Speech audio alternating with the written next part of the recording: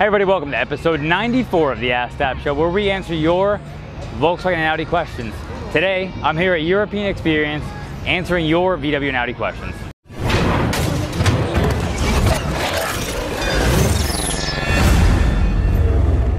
Joshua Valentine via Facebook says, downpipe install done on my Mark 7. Now the service engine light came on. I'm pretty sure what it is, but want to double check.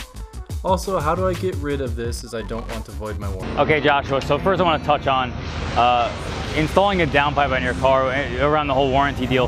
When you install a downpipe on your car, there's a decent chance when it comes to the complicated thing about what's covered and what isn't, that you're going to have warranty potential issues around installing a downpipe on your car in the first place. So, but then going into the check engine light situation, check engine lights would be something that you would have to either, it's going to be for catalyst efficiency because you no longer have the factory cat in the vehicle.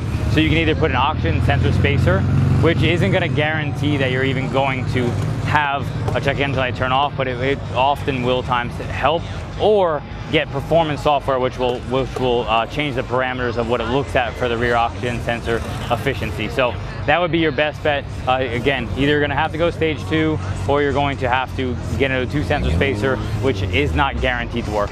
Daniel via YouTube says, I like the sound, but won't a blow-off valve cause you to eventually create a rich air-fuel scenario? I've had VWs since the Mark IV, and most of the people that were very knowledgeable said never to use the blow-off valve in these cars due to the fact that the air is metered and will detect the loss of volume and adjust the fuel maps accordingly. I just purchased a Uni-Stage 2 tune from you guys for my Mark 7 and UniConnect Plus, and I love it. All right, Daniel, first of all, thank you so much for the purchase. I really appreciate the support very much.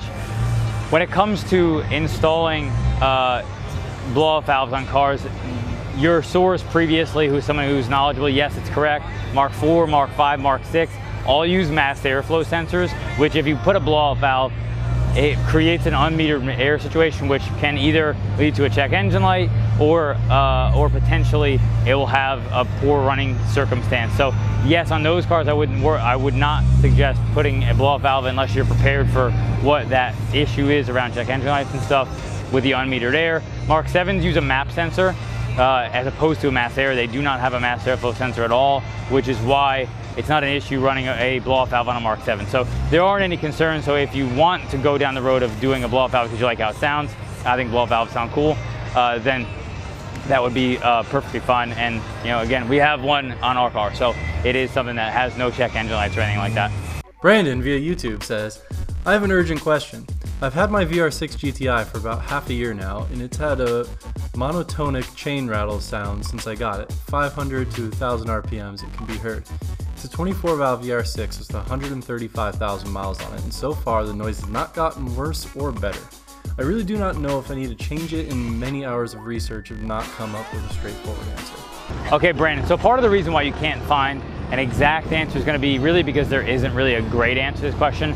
First of all, your vocabulary is way better than mine. I had to look up what monodic, or I'm not even sure exactly how you pronounce it, but basically for anybody who's not familiar, that word means that it doesn't vary in sound. So the timing chain noise issue doesn't change regardless of RPM is what it sounds like to me. So when it comes to timing chain noise under any circumstance, whether it changes or it doesn't change, it almost doesn't matter, because regardless of what it is, I would always suggest addressing it, because the failure of a timing chain is going to nuke your engine, which means you're going to have to, best case scenario, pull off the cylinder head, replace the valves, and rebuild the cylinder head itself.